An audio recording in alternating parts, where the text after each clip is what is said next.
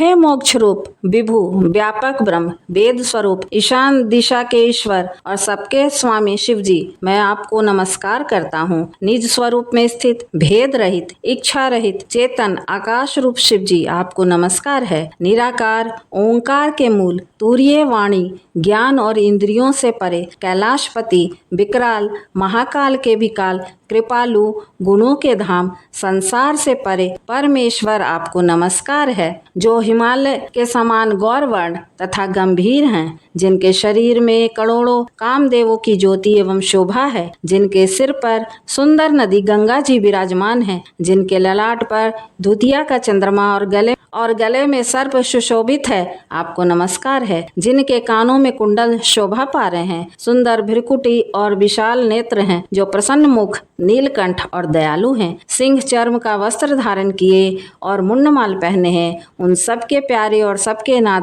श्री शंकर जी, आपको नमस्कार है। प्रचंड श्रेष्ठ तेजस्वी परमेश्वर अखंड अजन्मा करोड़ों सूर्य के समान प्रकाश वाले तीनों प्रकार के शूलों का निर्मूल करने वाले, हाथों में त्रिशूल धारण किए भाव के द्वारा प्राप्त होने वाले भवानी के पति श्री शंकर जी, आपको नमस्कार है। कलाओं से परे कल्याण स्वरूप प्रलय करने वाले सज्जनों के सदा आनंद देने वाले त्रिपुरासुर के शत्रु सच्चिदानंद घन मोह को हरने वाले मन को मथ डालने वाले, हे प्रभु प्रसन्न होइए प्रसन्न होइए।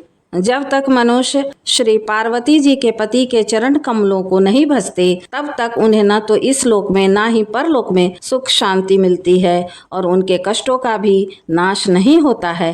अतः हे समस्त जीवों के हृदय में निवास करने वाले प्रभु प्रसन्न होइए। मैं न तो योग जानता हूँ, न जप और न पूजा ही। हे शंभो, मैं तो सदा सर्वदा आपको ही नमस्कार करता हूँ। हे प्रभु, बुढ़ापा तथा जन्म के दुख समूहों से जलते हुए मुझ दुखी की दुखों से रक्षा कीजिए। हे शंभो, आपको नमस्कार है। जो भी मनुष्य इस तरह स्तोत्र को भक्ति पूर्वक पढ़ते या सुनते हैं, उन पर भोलेनाथ विशेष रूप से प्रसन्न होते हैं। श्री शिवाय नमस्तुभ्यम, ओम नमः शिवाय। आप सबका आपके अपने चैनल संस्कारी मार्ग पर बहुत बहुत स्वागत है। आप सभी पर भगवान शिव अपनी असीम कृपा बनाए रखें। यदि आप चैनल पर नए हैं तो कृपया हमारे चैनल को लाइक शेयर और सब्सक्राइब कर लें, ताकि आगे आने वाले वीडियो की जानकारी आपको समय से पूर्व मिल जाए। प्रदोष व्रत हर महीने कृष्ण और शुक्ल पक्ष की दोनों पक्षों की त्रयोदशी पर रखा जाता है। सूर्यास्त से 45 मिनट पहले का समय और 45 मिनट बाद के समय को प्रदोष काल कहा जाता है। प्रदोष व्रत हर महीने कृष्ण और शुक्ल पक्ष दोनों पक्षों की त्रयोदशी की तिथि पर रखा जाता है। इस दिन सायंकाल प्रदोष के समय सच्चे मन से भगवान शिव की पूजा आराधना करने से समस्त कष्टों से मुक्ति मिलती है तथा मोक्ष की भी प्राप्ति होती है।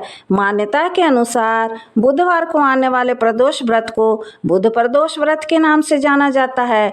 इस व्रत से ज्ञान शिक्षा की प्राप्ति होकर हर मनोकामना पूर्ण होती है। प्रदोष अथवा त्रयोदशी का व्रत मनुष्य को संतोषी व सुखी बनाता है।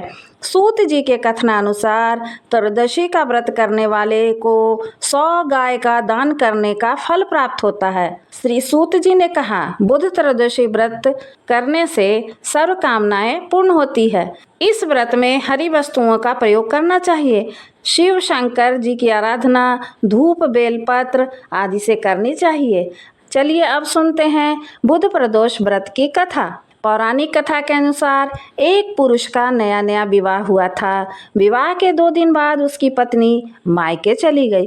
कुछ दिनों के बाद वह पुरुष भी अपनी पत्नी को लेने उसके ससुराल चला गया।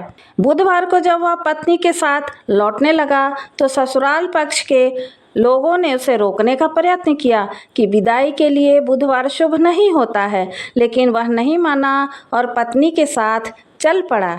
नगर के बाहर पहुंचने पर पत्नी को प्यास लगी। पुरुष लोटा लेकर पानी की तलाश में चल पड़ा। पत्नी एक पेड़ के नीचे बैठ गई। थोड़ी देर के बाद पुरुष पानी लेकर वापस लौटा तो उसने देखा कि उसकी पत्नी किसी के साथ हंस हंस कर बातें कर रही है और उसके लोटे से पानी भी पी रही है। उसको यह सब देखकर क्रोध आ गया। वह निकट पहुंचा तो उसके आश्चर्य का ठिकाना न रहा, क्योंकि उस आदमी की सूरत उसी की भांति थी। पत्नी भी देखकर सोच में पड़ गई। इसी बीच दोनों पुरुष झगड़ने लगे। वहां भीड़ इकट्ठा हो गई और राजा के सिपाही भी आ गए। हमशक्ल आदमियों को देख वे भी आश्चर्य में पड़ गए। उन्होंने स्त्री से पूछा कि उसका पति कौन है। वह किंग कर्तव्य विमूढ़ सी हो गई। तब वह पुरुष शंकर भगवान से प्रार्थना करने लगा, हे भगवान, हमारी रक्षा करें। मुझसे बड़ी भूल हुई। मैंने सास ससुर की बात नहीं मानी और बुधवार को पत्नी को विदा करा लिया। मैं भविष्य में ऐसा कदापि नहीं करूँगा। जैसे ही उसकी प्रार्थना पूरी हुई, दूसरा पुरुष अंतर्ध्यान हो गया। पति पत्नी सकुशल अपने घर पहुंच गए। उस दिन के बाद से पति पत्नी नियम पूर्वक बुध त्रयोदशी प्रदोष का व्रत रखने लगे। प्रदोष व्रत पूजन विधि। व्रतधारी सबसे पहले स्नान करके स्वच्छ वस्त्र धारण करें। फिर गोधूली वेला यानी प्रदोष काल में घर के मंदिर और मुख द्वार पर दीपक जलाएं। इसके बाद किसी नज़दीकी शिव मंदिर में जाकर भगवान शिव का पंचामृत या जल से अभिषेक करें। पूजन में कच्चा दूध, गंगा जल, बेलपत्र, सफ़ेद चंदन, अक्षत, कनेर के फूल आदि अर्पित करें। इसके पश्चात बुध प्रदोष व्रत की कथा का श्रवण करें और कथा सुनने के उपरांत घी के दीपक से भगवान शिव की आरती करें। पूजा के अंत में ओम नमः शिवाय मंत्र का जप करें और अपनी पूजा में हुई त्रुटियों के लिए भगवान शिव से क्षमा याचना भी अवश्य करें। भगवान शिव बड़े दयालु हैं।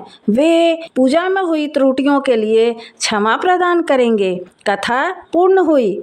यदि वीडियो पसंद आया हो तो कृपया हमारे चैनल को लाइक, शेयर और सब्सक्राइब करें ताकि आगे आने वाले वीडियो की जानकारी आपको समय से पूर्व मिल जाए। धन्यवाद।